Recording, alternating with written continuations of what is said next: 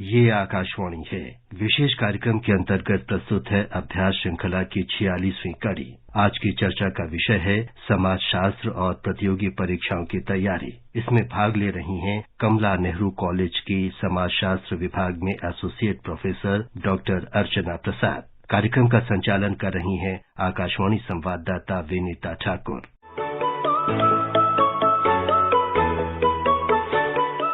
नमस्कार, आपने ट्यून किया है 100.1 मेगाहर्ट्ज यानी आकाशवाणी दिल्ली का FM गोल्ड चैनल और मैं हूं विनीता। कार्यक्रम अभ्यास आपका फेवरेट प्रोग्राम, क्योंकि इसमें हम उन लोगों की थोड़ी सी सहायता मार्गदर्शन करते हैं जो कॉम्पिटिटिव एग्जाम्स के लिए तैयारी कर रहे हैं और एक ऊंचा मुकाम पाना चाहते हैं अपनी जिंदगी में।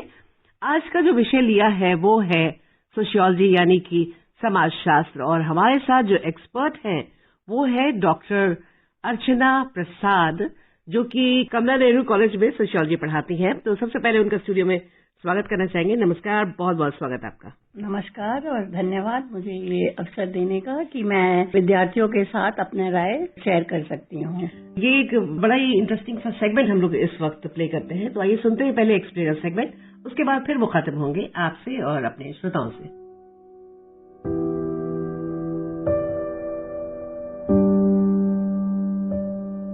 वामपंथी उग्रवाद पर लगाम। छत्तीसगढ़, झारखंड, ओडिशा, बिहार, पश्चिम बंगाल, आंध्र प्रदेश, तेलंगाना, महाराष्ट्र, मध्य प्रदेश और केरल, ये सारे राज्य किसी न किसी प्रकार से वामपंथी उग्रवाद से प्रभावित हैं। वामपंथी उग्रवाद की समस्या का समग्र रूप से प्रभावी ढंग से समाधान करने के लिए सरकार ने सुरक्षा, विकास, स्थानीय समुदायों के अधिकारों और पात्रता को सुनिश्चित करने आदि के क्षेत्रों में बहुआयामी रणनीति अपनाते हुए एक राष्ट्रीय नीति और कार्य योजना तैयार की है। सुरक्षा संबंधी बुनियादी ढांचे को मजबूत करने के लिए सुरक्षा संबंधी व्यय योजना, जो पुलिस बलों के आधुनिकीकरण अम्ब्रेला योजना की एक उप योजना के रूप में लागू की जा रही है।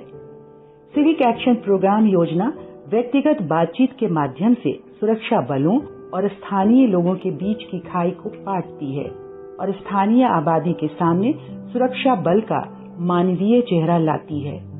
ये योजना अपने लक्ष्य को प्राप्त करने में बहुत सफल रही है।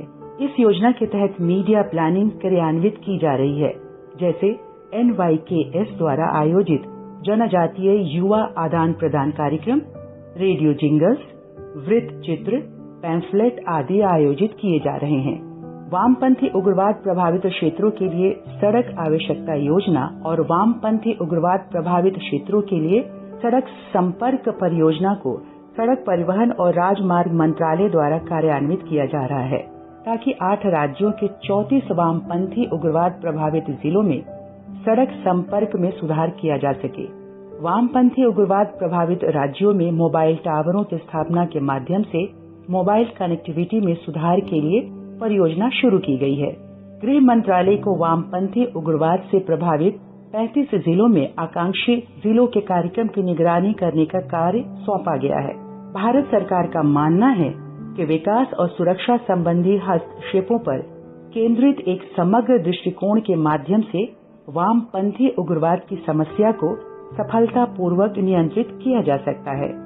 इसके अलावा हिंसा और विनाश पर आधारित एक विचारधारा लोकतंत्र में विफल होने के लिए अभिशप्त है, जो शिकायत निवारण के लिए वैध मंच प्रदान करती है। तो ये था हमारा आज का एक्सप्लेनर सेगमेंट। हम वापस आ गए हैं क्योंकि हमारे साथ आपके सवालों की एक फहरिस्त है। सबसे पहले तो जो सवाल हमारे सामने है वो है, मेरा नाम महिमा है, मैं माता सुंदरी दिल्ली से बोल रही हूँ। मेरा सवाल ये है कि समाजशास्त्र अलग है या सामान्य ज्ञान के समान? ये बहुत ही महत्वपूर्ण सवाल है, क्योंकि जब भी हम समाजशास्त्र के बारे में सोचते हैं या किसी भी विद्यार्थी को ये जानने की आवश्यकता है कि समाजशास्त्र है क्या, तो तब हमें ये समझ में आता है कि ज्यादातर लोगों को ये सोच आती है या मानना है कि समाजशास्त्र जो है वो ऑब्वियस है, कि हम वही पढ़ाई कर रहे हैं विवाह के बारे में, जाति के बारे में या लिंग के बारे में। लेकिन ये ज्यादातर गलत राय है, क्योंकि सामान्य ज्ञान क्या होता है? जो हम अपने निजी जिंदगी से सीखते हैं, जो हमारे रोज के परिस्थितियों से हम शेयर करते हैं और हम एक राय बना लेते हैं। अब जरूरी नहीं है कि ये राय सामान्य हो या ये समझदार राय हो। जैसे कि हम एक समाज में बड़े हो रहे हैं और हमें एक सोच बन जाता है कि महिलाओं जो है वो पुरुषों से कमजोर होती है। अब एक ये राय है, जरूरी नहीं है कि ये सत्य है। तो समाज शास्त्र क्या करते हैं? समाज शास्त्र जो है वो सामान्य ज्ञान से शुरुआत करते हैं, वो सामान्य ज्ञान की अध्ययन करते हैं।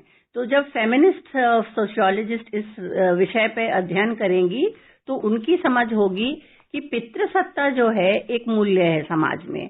अब पितृसत्ता की समाज के स्ट्रक्चर पे यदि हम बड़े होंगे या हमारी सोशलाइजेशन उस प्रकार से होगी तो हम एक राय बना लेंगे या हम एक ओपिनियन बना लेंगे। तो सामान्य ज्ञान जो है वो पॉपुलर ओपिनियन है।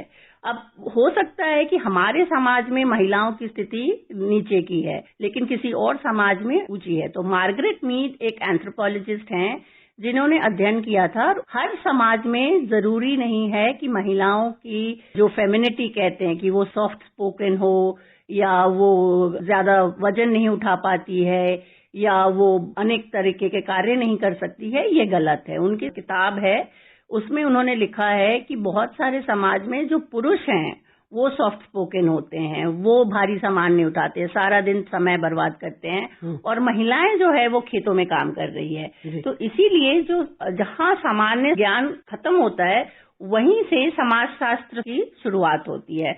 जरूरी अंतर है सामान्य ज्ञान और समाजशास्त्र में कि सामान्य ज्ञान जो है वो हम अपने आप एक राय बना लेते हैं, हम उसके ऊपर कोई अध्ययन नहीं करते, कोई डिस्कशन नहीं करते हैं, कोई क्रिटिकल एग्जामिनेशन नहीं करते हैं। और समाजशास्त्र जो है उसकी अध्ययन के लिए सबसे पहला काम होता है उस पे सवाल करना।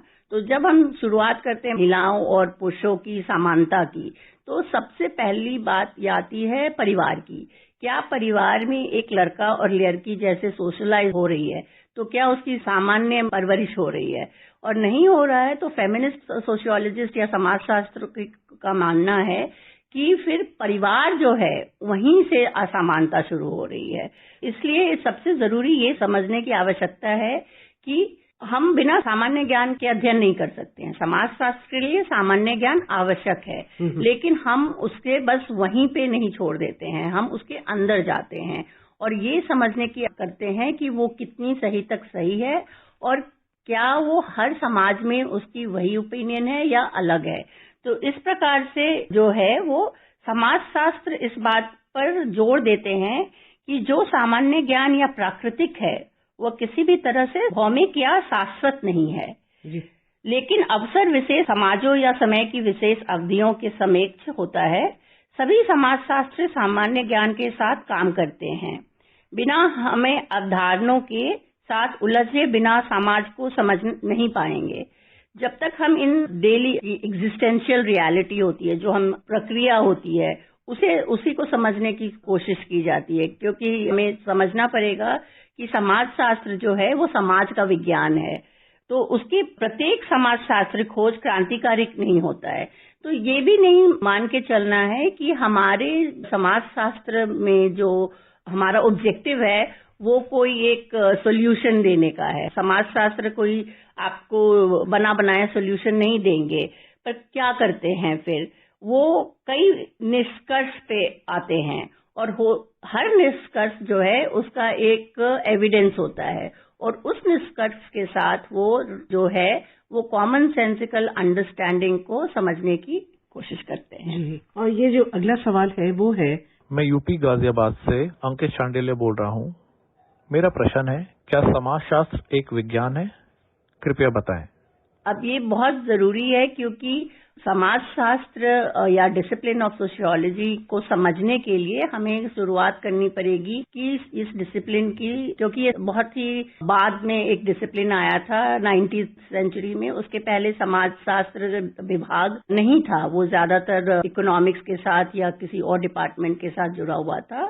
तो हमें जब शुरुआत करते हैं समाजशास्त्र डिसिप्लिन का तो हमें नाम आता है ऑगस्ट कॉम्ट का, जिसे हम फाउंडर ऑफ सोशियोलॉजी कहते हैं। ये जो नाम है सोशियोलॉजी या समाजशास्त्र, sociology as a science of society, हमें ऑगस्ट कॉम्ट ने दिया था। अब ऑगस्ट कॉम्ट का मानना था कि हमें यदि समाज को समझना है तो हम एक वैज्ञानिक तरीके से समझ सकते हैं। और उन्होंने क्यों ये कहा? क्योंकि उन्होंने कहा कि हम वैज्ञानिक तरीके से समझ सकते हैं क्योंकि जिस प्रकार से फिजिकल साइंस किसी भी समस्या को लैबोरेटरी में ऑब्जर्व करते हैं, कंपेयर करते हैं और उस पे एक अध्ययन करते हैं, उसी प्रकार से हम समाज को भी समझने के लिए विज्ञान का इस्तेमाल कर सकते हैं। अब सोशियोलॉजी में इसको पॉजिटिविज्म कहते हैं। पॉजिटिविज्म मतलब you have a positive science. आपको समाज को समझने के लिए रूल्स चाहिए। जैसे इमाई डर्कहाइम है, ये ऑगस्ट कॉम्ट के बाद जाने जाते हैं फाउंडिंग फादर में। उनका कहना था कि समाज शास्त्र को समझने के लिए सोशल फैक्ट चाहिए या रूल्स ऑफ सोशियोलॉजिकल मेथड उनकी किताब का नाम है। अब ये रूल्स ऑफ सोशियोलॉजिकल मेथड में वो कहते हैं कि हम किसी भी समाज के किसी भी फिनोमेना को समझ सकते हैं एज सोशल फैक्ट। कैसे है वो सोशल फैक्ट? उसके कुछ कैरेक्टरिस्टिक हैं। जैसे वो हमारे से एक्सटर्नल है, हम उसको अपने अंदर नहीं समझ सकते लेकिन हमें बाहर वो दिखता है। और वो जो है वो हमारे मानसिक स्तर पे एक प्रेशर होता है कि हमें उस चीज को करना है। उसको समझाने के लिए उन्होंने धर्म का उपयोग किया था और उनकी किताब है the elementary form of religious life, जहां पे वो कहते हैं कि जैसे इंडस्ट्रियलाइजेशन हुआ या बहुत सारे समस्याएं आए तो अब लोग धार्मिक नहीं हैं, लोग जो है वो धर्म से हट रहे हैं। तो उनका मानना था कि धर्म जो है वो एक सोच है और वो सोच है जो हमें अपने समाज से बांध कर रखता है। उसके लिए उन्होंने इस्तेमाल किया था शब्द कलेक्टिव कॉन्शियसनेस। तो यदि हम कलेक्टिव कॉन्शियसनेस बनाए रखेंगे, अपनी निजी उम्मीदों को या अपनी निजी चीजों को ना इम्पोर्टेंस देके हम समाज को इम्पोर्टेंस दे तो भी हम धार्मिक हैं। तो इसलिए उनका मानना था कि पॉजिटिविज्म जो है, जो सारे जो August Comte, Durkheim, Karl Marx, Parson, ये सब जो है पॉजिटिव साइंस में बिलोंग करते हैं। जब मैक्स वेबर आए तब उन्होंने ये राय दी कि हर चीज हम टेक्निकल तरीके से या वैज्ञानिक तरीके से नहीं समझ सकते हैं। तो उनका शब्द था वैल्यू न्यूट्रलिटी, कि क्योंकि हम एक बंद कमरे में समाज को नहीं समझ सकते हैं और समाज की जो कार्य है वो हर जगह बदल रही है, समय के साथ बदल रही है। तो हमें उसको सोशल एक्शन पे देखना है और उसकी मीनिंग को समझना है। अब मीनिंग जो है वो अलग अलग हो सकती है। तो एक्सपेरिमेंट या जनरलाइज्ड लॉ जो है या रूल है वो हम सोशल साइंसेज में नहीं कर सकते हैं।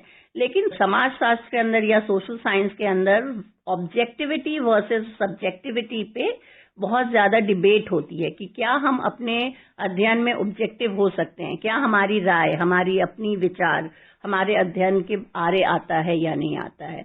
तो ये बहुत बड़ा डिबेट है वर्सेस ऑब्जेक्टिविटी वर्सेस न्यूट्रलिटी। लेकिन समाज शास्त्र जो है वो फ्रॉम पॉजिटिविज्म से लेके ऑब्जेक्टिविटी, सब्जेक्टिविटी और अब हम पोस्ट मॉडर्न सोशियोलॉजी करते हैं, पोस्ट मॉडर्निटी पे, जिस पर हर कार्य पे या हर एक अध्ययन पे हम सवाल कर सकते हैं।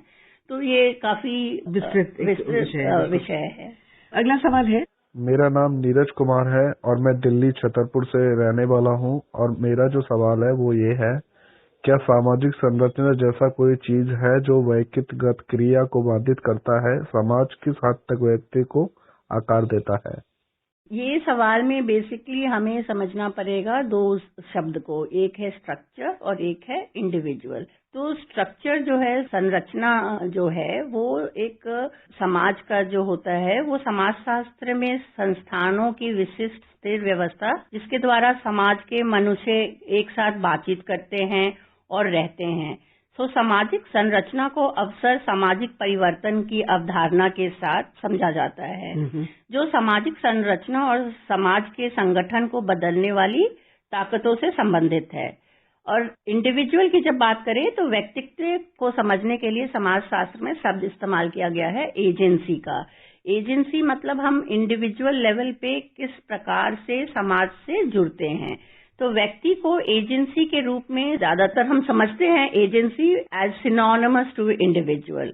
तो जिसका अर्थ है कि लोग द्वारा किए गए विचार और कार्य को उनकी व्यक्तिगत शक्ति को व्यक्त करते हैं। तो हमें समझना है कि क्या स्ट्रक्चर और एजेंसी एक दूसरे के ऊपर इन्फ्लुएंस करता है कि नहीं, क्योंकि समाजशास्त्र समाज को समझने की कोशिश है और उस समाज में जितना व्यक्ति एक मेंबर है उतना ही स्ट्रक्चर इम्पोर्टेंट है। तो इसको समझने के लिए यदि हम परिवार का एग्जाम्पल लें कि क्या परिवार हमारे जिंदगी पे इन्फ्लुएंस करता है या नहीं, या कितना इम्पैक्ट करता है, जो समाजीकरण होता है उसमें हम किस प्रकार से हमारी पर्सनालिटी बनती है, उसको समझने के लिए परिवार के सदस्यों के बीच में क्या रिश्ता है, क्या स्ट्रक्चर है, सिंपल वर्ड में नेटवर्क ऑफ रिलेशनशिप। तो हर एक हमें पता है कि हम क्या हैं आज, हमारी पर्सनालिटी क्या है आज, वो बहुत हद तक निर्भर करता है कि हम किस प्रकार के समाज में बड़े हो रहे हैं। तो जिसमें स्ट्रक्चर और एजेंसी की जब हम बात करते हैं तो एंथनी गिडेन का नाम आता है हमारे ध्यान में। एंथनी गिडेन का मानना था और उन्होंने एक शब्द दिया था स्ट्रक्चरेशन। तो स्ट्रक्चर और एजेंसी के बीच में एंथनी गिडेन कह रहे हैं कि दोनों एक दूसरे से जुड़ा हुआ है। जितना हमारे ऊपर स्ट्रक्चर का प्रभाव होता है उतना ही हम स्ट्रक्चर को सुधारने में हमारी निजी राय, निजी व्यक्तिगत सोच का काम आता है। तो स्ट्रक्चर और एजेंसी जो है वो हम यदि देखें कि समाजशास्त्र में किस प्रकार से इस पर अध्ययन हुआ है, तो बहुत सारे समाजशास्त्री जो हैं वो स्ट्रक्चर पे ध्यान देते हैं। स्ट्रक्चर जैसे डर्कहाइम, वो समाज के बारे में सोच रहे हैं, कलेक्टिव कॉन्शियस की जब बात कर रहे हैं तो वो स्ट्रक्चर की बात कर रहे हैं। लेकिन जब मैक्स वेबर कह रहे हैं कि सोशल एक्शन पे ज्यादा समझना चाहिए, तो इंडिविजुअल लेवल पे वो समझने की कोशिश कर रहे हैं। तो स्ट्रक्चर और एजेंसी जो है वो बहुत इम्पोर्टेंट कॉन्सेप्ट है समाज को समझने के लिए। आगे बढ़ने से पहले हम चाहेंगे कि अपने श्रोताओं को जो एक उनका मच अवेटेड सेगमेंट होता है यानी कि फिल्म सॉन्ग का, तो वो भी हम ले लें, एक म्यूजिकल ब्रेक। तो गाना आपकी पसंद का होगा या मेरे? आपके पसंद। तो आइए सुनते हैं एक बहुत ही प्यारा सा गाना फिल्म खुद्दार से, जो उन लोगों के लिए मुझे ऐसा लगता है बहुत ही इंस्पिरेशनल होगा जो लोग अभी पढ़ाई कर रहे हैं, तैयारी कर रहे हैं कॉम्पिटिशन्स की। तो ये गाने के बोल भी कुछ ऐसे ही हैं, ऊंचे नीचे रास्ते और मंजिल मेरी थी। आइए सुनते हैं इस गीत को।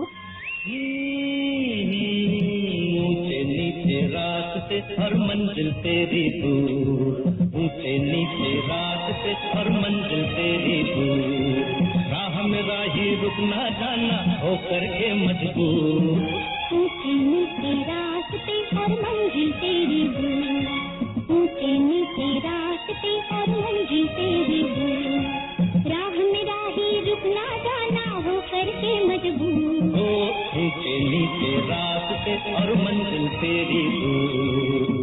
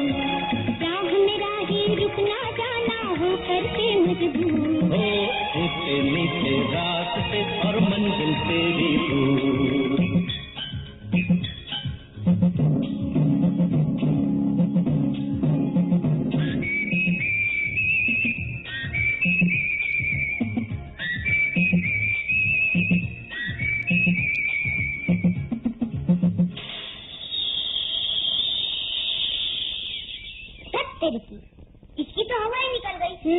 अब क्या होगा भैया? सही जगह पे निकली है गोविंद, तो इसमें हवा भरवा दे। अच्छा भैया।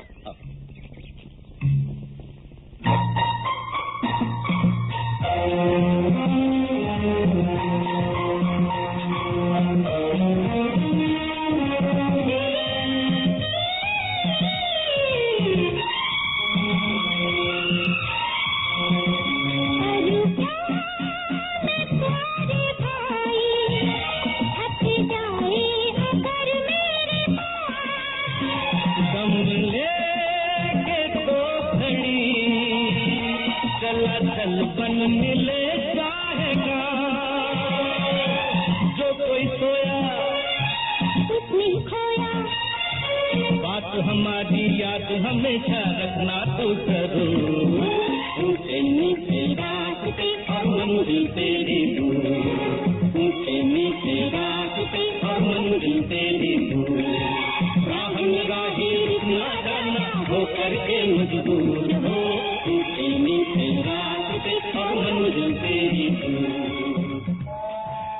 वेलकम बैक फ्रेंड्स, बातें चल रही है कार्यक्रम अभ्यास में। हमारे साथ है डॉक्टर अशरफ प्रसाद, समाजशास्त्र विभाग, कमला नेहरू कॉलेज दिल्ली यूनिवर्सिटी से, और इन्होंने अब तक कुछ बहुत ही इंटरेस्टिंग सवालों के साथ बहुत ही एक्सप्रेस किया है, बहुत ही मजेदार ढंग से, जिससे कि समझना बहुत ही आसान हो गया हमारे लिए भी। तो अब कुछ एक सवाल और बाकी है, तो उसको हम लेते हैं। ये सवाल है, I am Eklavya, I am from Ranchi, Jharkhand, and my question is what is culture and what are the elements of culture. Culture या जिसको संस्कृति कहते हैं वो समाजशास्त्र के अंदर एक बहुत ही इम्पोर्टेंट कॉन्सेप्ट है, और हर एक विश्वविद्यालय में पहले ईयर के छात्र इस शब्द को पढ़ते हैं, कोशिश करते हैं जानने का कि संस्कृति आखिर है क्या, क्योंकि ये फिर से वो सामान्य ज्ञान वाली बात हो जाती है। तो समाजशास्त्र में बहुत सारे समाजशास्त्रियों ने बहुत अध्ययन की है, समझने की प्रयास की है कि संस्कृति को कैसे समझे हम। तो संस्कृति को पहले प्रतीकों, भाषा, विश्वास से, मूल्य, ये शब्द हैं जो कलाकृति, जो हमें समझने की कोशिश करते हैं। लेकिन समाजशास्त्र में हम इसे दो प्रकार से समझते हैं, एक है मटीरियल कल्चर और दूसरा है नॉन मटीरियल कल्चर। तो मटीरियल कल्चर जो होता है जिसका मूल्य होता है, तो जैसे कि किसी भी समाज में कपड़े हुए, बर्तन हुए या वाहन हुए, ये सब हुआ मटीरियल कल्चर। और हर समाज में एक रिश्ता होता है हमारे, जैसे हमने सुना होगा बहुत सारे समाज में कि ये हमारे पूर्वजों से चला आ रहा है, तो हमारी एक अटैचमेंट हो जाती है उसके साथ, और हमें उसकी प्रकृति की, हमें उसको सिंबल बना लेते हैं अपने समाज का। और दूसरा होता है नॉन मटीरियल जिसके साथ हम वैसे मूल्य नहीं जोड़ सकते हैं। तो जैसे भाषा है, हर एक समाज का एक अपना भाषा होता है, बहुत सारे विश्वास होते हैं, मूल्य होते हैं। तो ये है एक फर्क जिसके कहते हैं material and non material culture. तो भौतिक संस्कृति जिसे कहा जाता है, उसमें समाज की सभी भौतिक वस्तुएं शामिल हैं, जैसे कि इसके उपकरण और तकनीकी, कपड़े, खाने के बर्तन, परिवहन के साधन। सांस्कृतिक परिभाषा के तत्व संस्कृति के 5 मुख्य घटकों के एक सेट, मतलब जो एलिमेंट्स होते हैं वो होते हैं। अब कोई समाजशास्त्री कहता है, कोई 5 कहता है, तो इसमें कोई नंबर पे हमें नहीं जाना है, हमें समझने की आवश्यक है कि आखिर ये एलिमेंट्स हैं क्या। तो पहला एलिमेंट जो है वो है नॉर्म मतलब एक समझ होती है कि जो यह व्यवहार है या ये हमारी जो सोचने की तरीका है वो सही है, मतलब जो कि समाज ने हमें कहा है कि आपको ये करना, ये सही है। तो फिर से हम लिंग या जेंडर के एग्जाम्पल से समझ सकते हैं कि पेट्रियार्कल सोसाइटी या जहाँ पे पितृसत्ता का होता है सोसाइटी, वहाँ पे एक नॉर्म होता है कि महिलाओं को एक तरीके से चलना है, एक तरीके कपड़े पहनने हैं, और फिर उससे परेशानी क्या होती है कि वो फिर उसको स्टीरियोटाइप कर देते हैं कि सभी महिलाओं को यही करना है। अब वो एक नॉर्म हो जाता है, और वैल्यू जो है उससे, मूल्य जो है उससे रिलेटेड होता है। तो हमने एक वैल्यू बना दिया कि महिलाओं के जो है वो समाज में वैल्यू जो है सबऑर्डिनेट है पुरुषों से। तीसरा एलिमेंट है वो सिंबल या प्रतीक। हर संस्कृति प्रतीकों या ऐसी चीजों से भरी होती है जो किसी और चीज के लिए खड़ी होती है और जो अक्सर विभिन्न प्रतिक्रियाओं और भावनाओं को पैदा करती है। तो हर समाज में एक या संस्कृति में एक आपका प्रतीक होता है, सिंबल होता है, और वो सिंबल जो है वो सदस्यों के लिए बहुत मूल्यवान होती है। चौथा एलिमेंट है भाषा। तो शायद हमारे प्रतीकों का सबसे महत्वपूर्ण समूह भाषा है। अंग्रेजी में कुर्सी शब्द का अर्थ होता है जैसे हर पर हम बैठते हैं। स्पेनिश में सिला शब्द का अर्थ एक ही है। तो भाषा जो है वो हमें लोगों से जोड़ने के काम आती है, और भाषा जो है संस्कृति का सबसे अहम हिस्सा है। फिर जब हम कहते हैं कि सिंबल, लैंग्वेज, नॉर्म्स, वैल्यूज और वे ऑफ लाइफ, कल्चर जो है वो हमें समझाता है कि हमारे वे ऑफ लाइफ क्या है। तो इन सब चीजों को समझने से हमें समझ में आता है कि समाजशास्त्र ने संस्कृति का एक अलग से ही परिभाषा दिया है। जी, आगे बढ़ने से पहले एक और सेगमेंट है हमारा फैक्ट फाइल का, उसको सुनते हैं।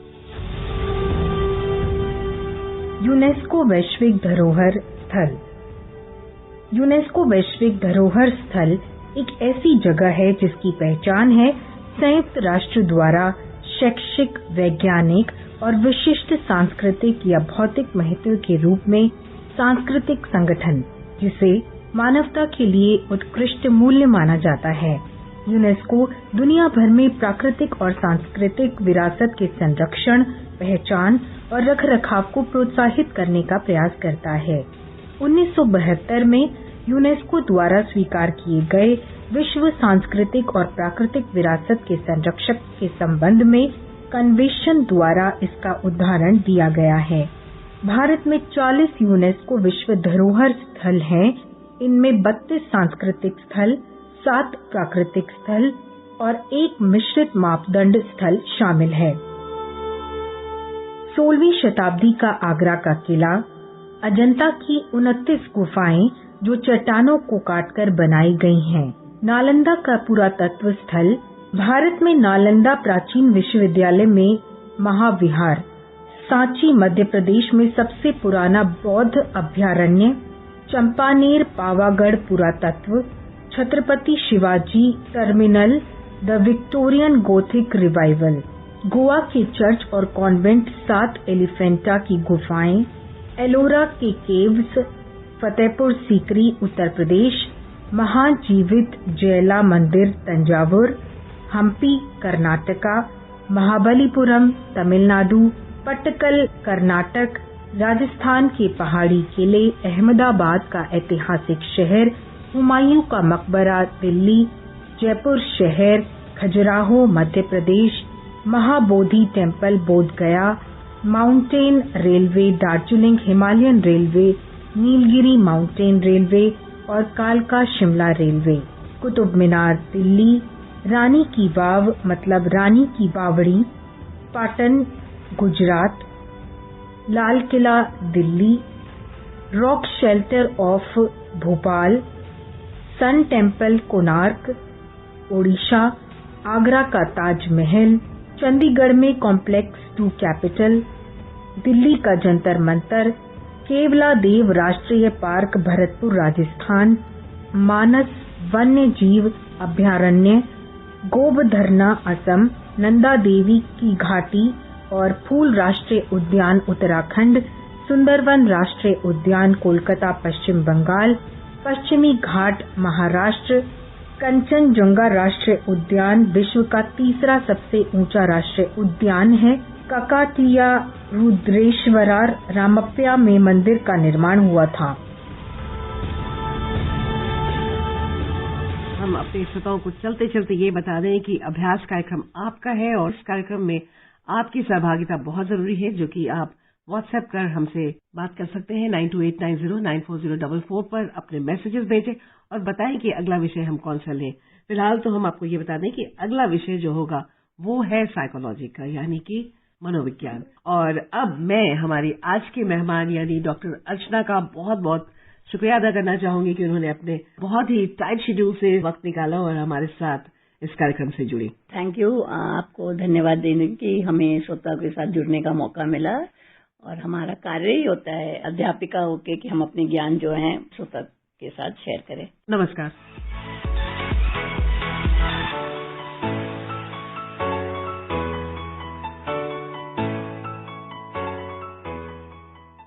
विशेष कार्यक्रम के अंतर्गत अभी आप सुन रहे थे अभ्यास श्रृंखला की 46वीं कड़ी। आज की चर्चा का विषय था समाज शास्त्र और प्रतियोगी परीक्षाओं की तैयारी। इसमें भाग ले रही थीं कमला नेहरू कॉलेज के समाजशास्त्र विभाग में एसोसिएट प्रोफेसर डॉक्टर अर्चना प्रसाद। कार्यक्रम का संचालन कर रही थीं आकाशवाणी संवाददाता विनीता ठाकुर। ये कार्यक्रम आकाशवाणी के समाचार सेवा प्रभाग द्वारा प्रस्तुत किया गया। इसे आप हमारे mobile app news on AIR और YouTube channel news on AIR official पर भी सुन सकते हैं।